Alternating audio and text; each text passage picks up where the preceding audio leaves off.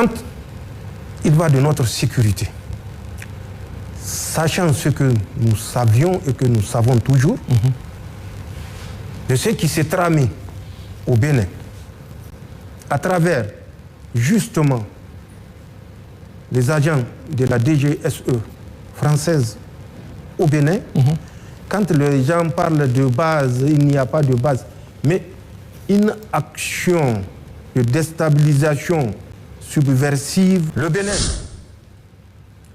le président Talon a fait beaucoup de tapage sur le fait qu'il avait envoyé un émissaire vers son frère Tchani, un frère qu'on affame parce que Macron l'a voulu. Oui. Et un frère qu'on pense qu'il y a encore des liens de fraternité avec ce frère qu'on a voulu déstabiliser. Mais rétablissons les faits.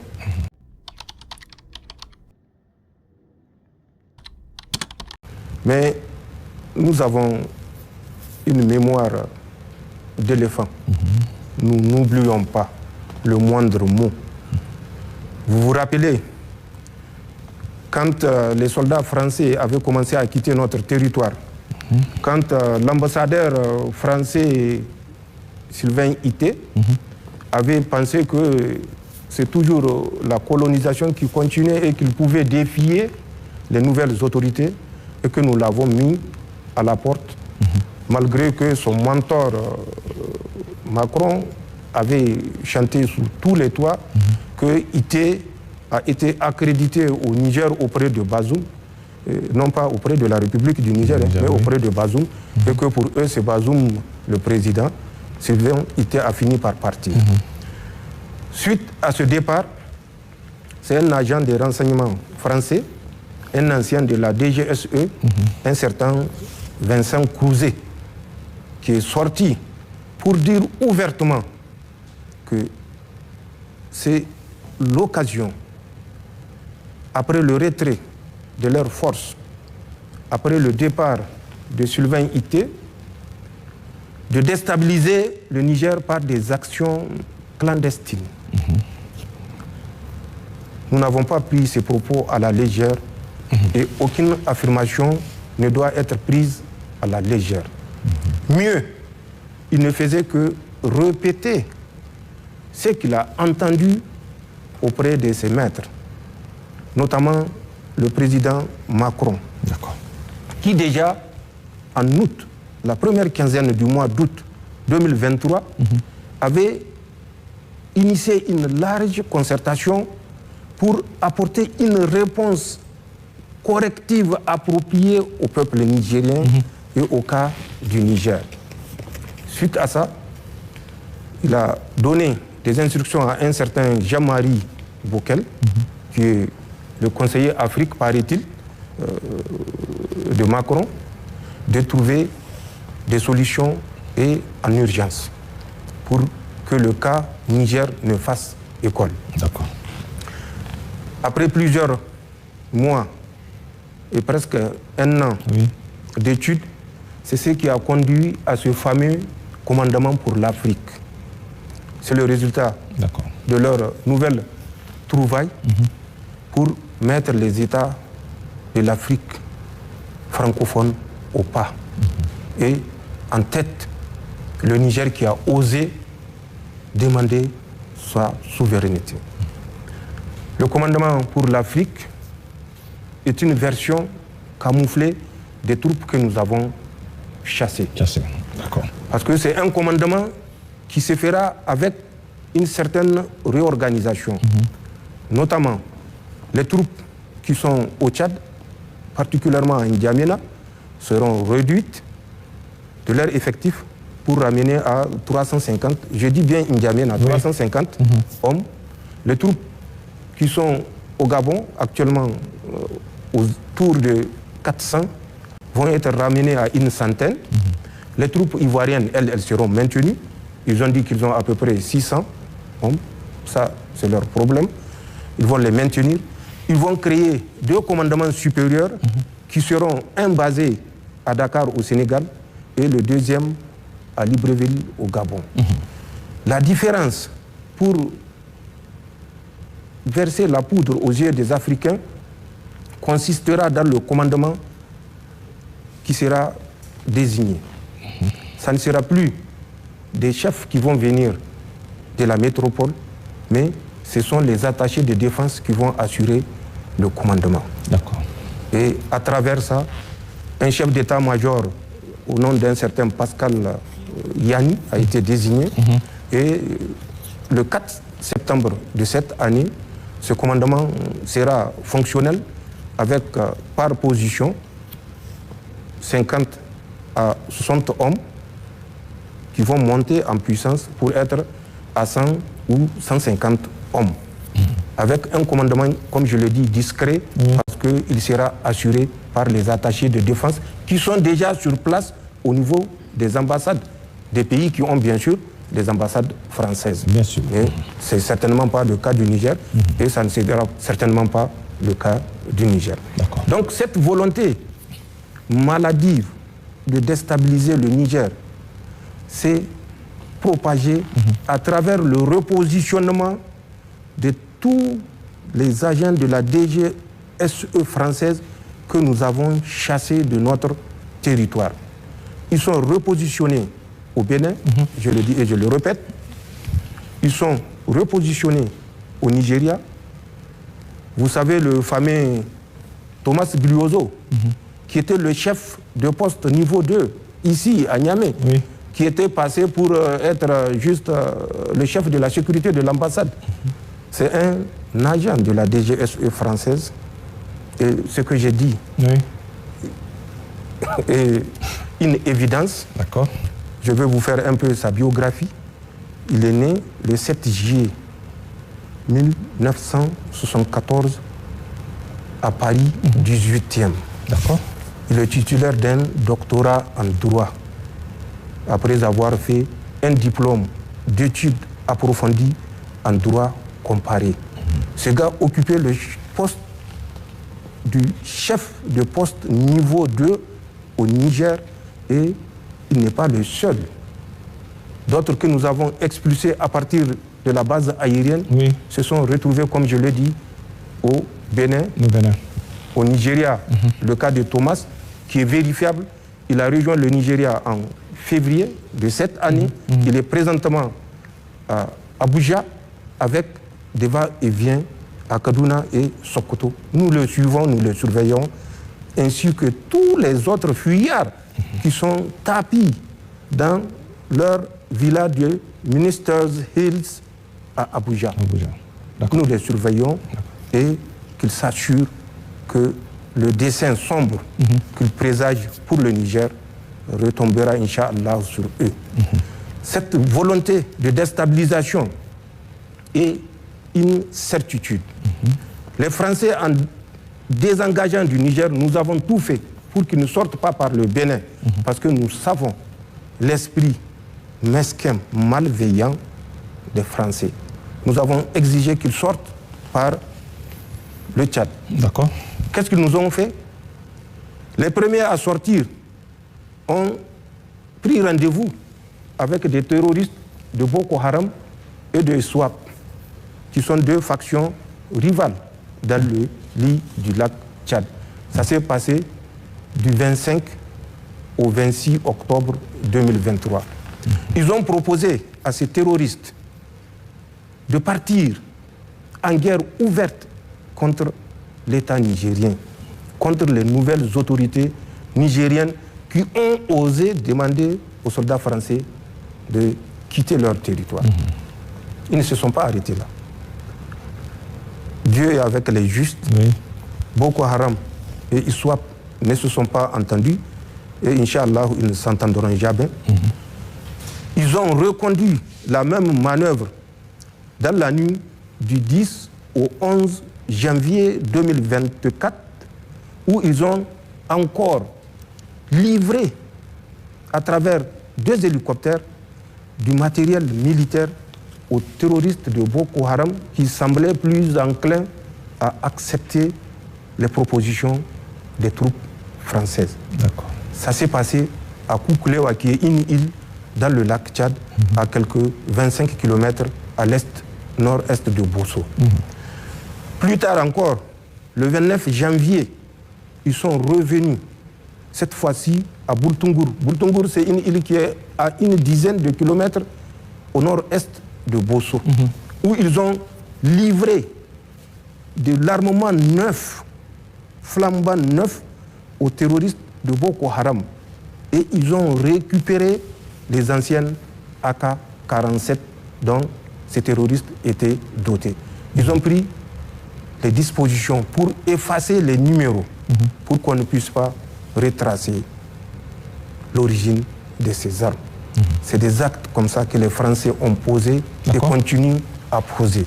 Nous savons qu'ils ont des répondants tapis dans nos villes. À Niamey, ici même à Niamey. À Niamey, comme à Agadez, comme à Maradi, comme un peu partout. Mais qu'ils sachent que nous les surveillons. Et eux et leurs répondants, qu'ils se le tiennent pour dit, une fois pour toutes, nous les suivons. Et au moment opportun, nous agirons. Nous avons compris leur piège à travers certaines organisations non gouvernementales, à travers certaines compagnies de sécurité. Nous avons mis fin. Et comme en matière de nuisances, ils sont illimités en imagination, nous serons plus illimités en imagination que pour protéger notre pays. Ce qu'ils souhaitent pour le Niger, à travers les échanges qu'ils ont, à travers les échanges, les correspondances, les appels qu'ils ont avec leurs répondants, l'intention ou les intentions qu'ils ont ne vont pas prospérer. Je veux vous dire, plus grave, la France, le 16 juin exactement, a fait circuler à travers ses services de renseignement des éléments de la DG2SE qui sont au Bénin, a fait circuler l'information comme quoi 2 Occidentaux ont été enlevés avec leur guide dans le W béninois. Mais le W béninois est entre les mains des Français. Le parc du W. Mais le parc du W, il est entre les mains des Français.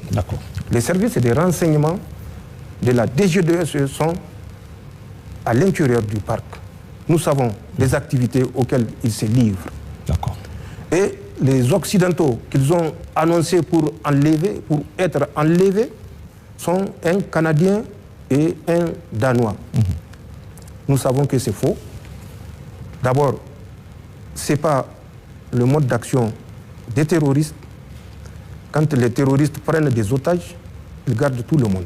Bien sûr. C'est à travers des négociations qu'ils libèrent ceux qui sont encombrants. Ce n'est pas ce qui s'est passé à travers cette prise d'otages. Ils ont libéré les guides béninois et ils ont gardé les 2 otages entre parenthèses. Mais nous savons que ce n'est pas des otages, c'est des spécialistes en artifice, en technique de guérilla et de combat sous bois. Ces gens ont été conduits dans la base de Fada où était l'émir Diafarou Diko, alias Émir Mahmoud. Ils ont formé ces terroristes dans la pose des engins explosifs improvisés, dans les techniques de combat, de recherche, de renseignement. Après cette base, un certain Jules Habib et Sambo Doktoro étaient partis avec une Toyota Land Cruiser récupérer ces 2 spécialistes pour les amener vers une autre position qui était entre le village de Boulel et Boulkassi. Pour ceux qui connaissent cette zone, c'est à l'intérieur du Burkina. Ces gens étaient jusqu'à la date du 15 juillet sur cette position. Ils continuent à entraîner les terroristes alors que les Français les ont fait passer pour être enlevés par des terroristes. Alors qui est le vrai terroriste? Donc c'est pour vous donner une idée. Beaucoup d'autres actes dont nous avons des éléments. Bien sûr. Non seulement des éléments vocaux, mais des éléments écrits pour étayer ce que nous disons. La France est derrière ce terrorisme qui endeuille les familles nigériennes. C'est une parenthèse. Et au moment opportun, nous sommes prêts à porter toutes les preuves de ce que nous disons actuellement. Donc, cette volonté de déstabilisation, les Nigériens doivent le comprendre, est réelle. Il n'y a rien d'imaginaire. C'est une volonté et la France n'hésitera pas, à travers en tout cas les autorités actuelles, à passer à l'acte dès que les Nigériens auront baissé la garde. Nous ne baisserons pas la garde. Le Niger sera debout, Inch'Allah. D'accord. Monsieur le Président, indépendamment de toute cette situation que vous venez de créer sur la déstabilisation de notre pays, pouvez-vous rassurer un peu de plus les plus sceptiques que le Niger est tenu et dans la bonne voie pour recouvrer pleinement sa souveraineté? Ça ne sert à rien de chercher à rassurer un sceptique. D'accord. Rassure le compatriote qui est convaincu de ce qu'il fait, qui est convaincu de ce que vous faites, qui est convaincu de votre engagement, qui est convaincu de votre sincérité à le conduire vers la prospérité. Les sceptiques, nous n'avons pas le temps pour les sceptiques. Ce qui s'est passé avec le Bénin, je ferai peut-être l'économie de m'étendre, mais il est de mon devoir de dire aux Nigériens ce qui s'est passé avec le Bénin et peut-être la lueur d'espoir également dans le cadre toujours de nos relations avec le Bénin. Je dis bien peut-être.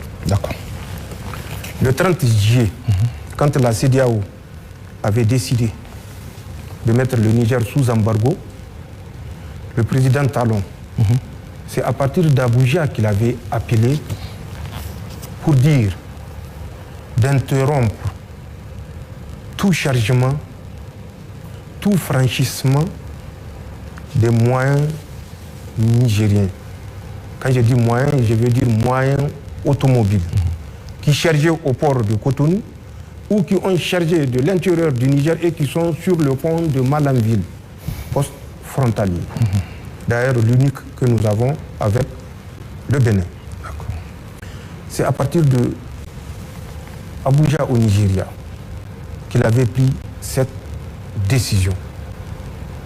Parce qu'il fallait punir les Nigériens qui ont osé prendre leur destin en main. Tout à fait normal, en tant que président du Bénin, qui donne des ordres.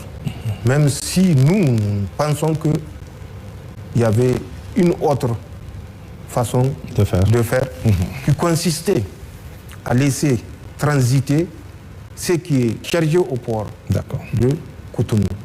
Mais c'est une décision souveraine prise par un responsable d'un État souverain.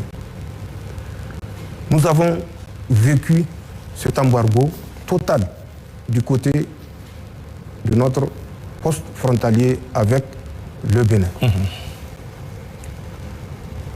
Le pipeline, entre-temps, les travaux n'ont pas été impactés par l'embargo. Jusqu'à la fin de l'exécution des travaux du pipeline, aucune contrainte parce que le président Talon s'était déplacé en Chine pour donner cette garantie aux autorités chinoises.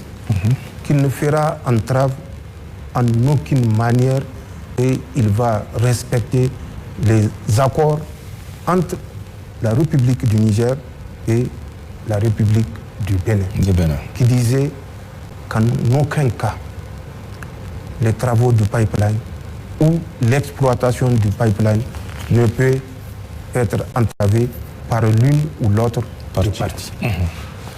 Les travaux se sont poursuivis donc malgré l'embargo. Le premier bateau a été chargé. Le deuxième bateau était arrivé. Le président Talon s'est rappelé tout d'un coup que le Niger, entre-temps, la CEDEAO ayant levé l'embargo, le Niger a refusé d'ouvrir sa frontière. La frontière, oui. Quand ils ont fermé la frontière, nous avons acté. Nous ne sommes pas intervenus pour dire que le président Talon a mal agi. Quand il va de notre sécurité, sachant ce que nous savions et que nous savons toujours, de ce qui s'est tramé au Bénin, à travers justement les agents de la DGSE française au Bénin, quand les gens parlent de base, il n'y a pas de base, mais une action de déstabilisation subversive ne se mène pas avec des troupes conventionnelles. Sinon, ça ne serait pas une action subversive. La subversion, les gars n'ont qu'à consulter le dictionnaire. Que veut dire, en termes littéraires, la subversion? Sans parler du domaine des spécialistes. Que veut dire la subversion? Donc, le fait de dire qu'il n'y a pas de base, c'est des camps avancés pour lutter contre le terrorisme. Mais nous, nous savons ce que nous savons. Nous savons ce qui s'est passé au Bénin. Au Bénin, automatiquement, je vous ai dit, après la décision de la CEDEAO, le président Talon a pris la mesure et la responsabilité sur lui d'appliquer à la lettre les mesures de la CEDEAO. C'est un État souverain, je l'ai dit. Il est libre de faire ce qu'il veut. Mais qu'on nous laisse également cette liberté de protéger notre pays. Nous savons déjà le 25 du mois d'août 2023, la France avait loué 3 hélicoptères Super Puma auprès d'une société qui s'appelle Elenka, d'une nationalité que je tairai. Ces Super Puma étaient déjà sur le tarmac de Kandi. Le 26, déjà, ils étaient à Kandi. C'est ça. Pour donner la correction au Niger qui a osé dire trop, c'est trop. En plus de cela, des éléments de subversion, comme ils l'ont prédit, étaient positionnés à l'aéroport international de Tours. C'est même un aéroport international que les Français ont réhabilité expressément. Oui. Toujours au Bénin? Au Bénin, à Trou. D'accord. Trou est à 7 km à l'ouest de Parakou. L'aéroport international de Trou est à 6,8 km à l'ouest de Trou. D'accord. Cet aéroport a été réactivé, rénové. Les Français avaient débarqué des agents avec du matériel à travers des vols cargo qui ont atterri. Le premier vol à 2 h du matin, le deuxième à 3 h du matin, pour débarquer du matériel. Parce qu'il fallait le gré, le compte au Niger.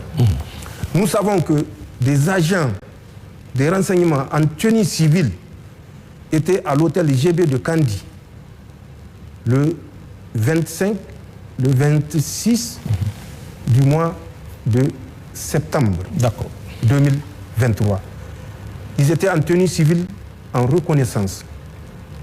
Il fallait reconnaître l'aérodrome de Porga, qui fait 2 km 100, à la lisière de la frontière, toujours dans le parc W, à la lisière de la frontière Bénin-Burkina Faso, 2 km à l'intérieur du W côté Bénin, 2 km donc de la frontière burkinabé.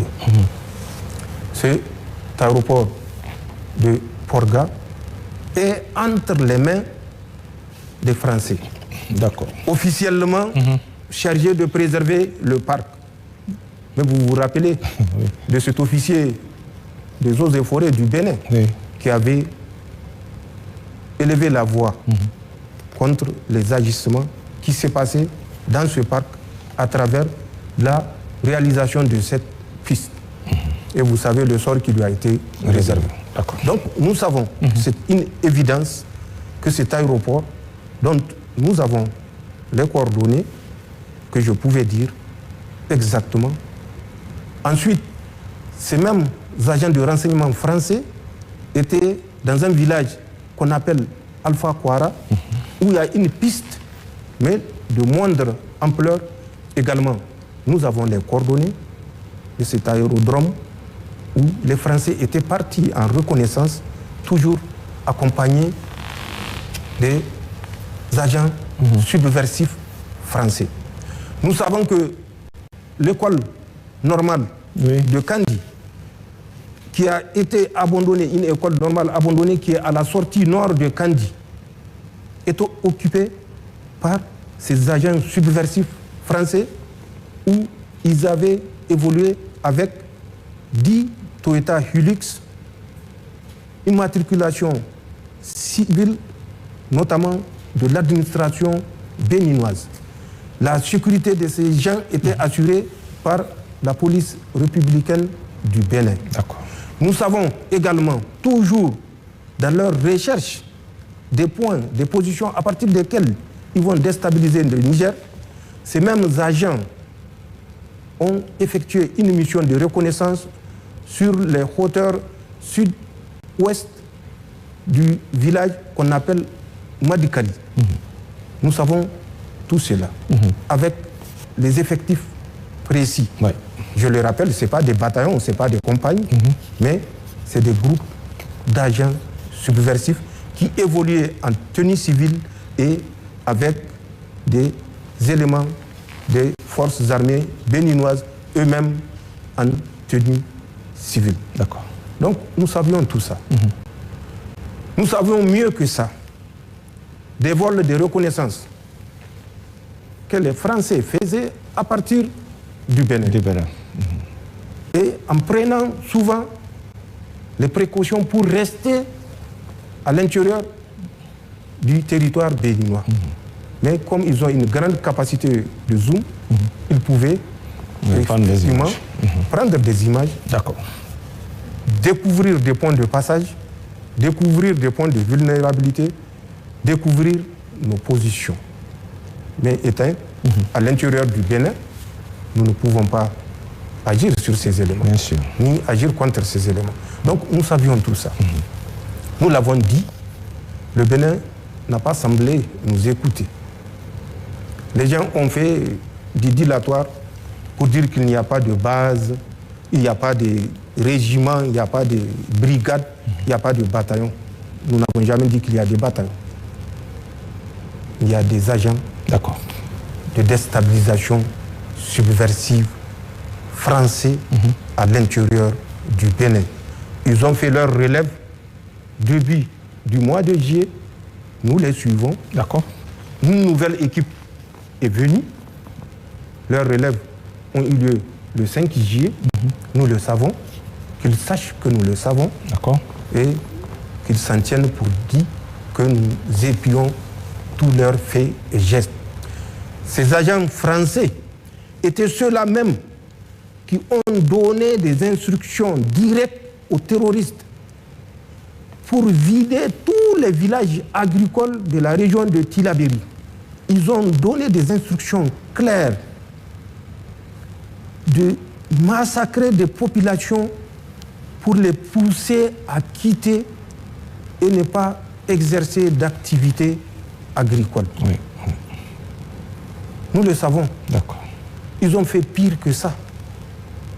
Mais nous savons tout ça et nous tenons compte de tout cela pour décider de la sécurité des populations nigériennes. Le Bénin, le président Talon a fait beaucoup de tapage sur le fait qu'il avait envoyé un émissaire vers son frère Tchani, un frère qu'on affame parce que Macron l'a voulu, et un frère qu'on pense qu'il y a encore des liens de fraternité avec ce frère qu'on a voulu déstabiliser. Mais rétablissons les faits, puisque je n'ai jamais parlé de ça. Aujourd'hui, je parlerai de ça. De quoi s'agit-il? Le 26 du mois de juin, le PDG de China National Oil Development Company était venu ici, à Niamey.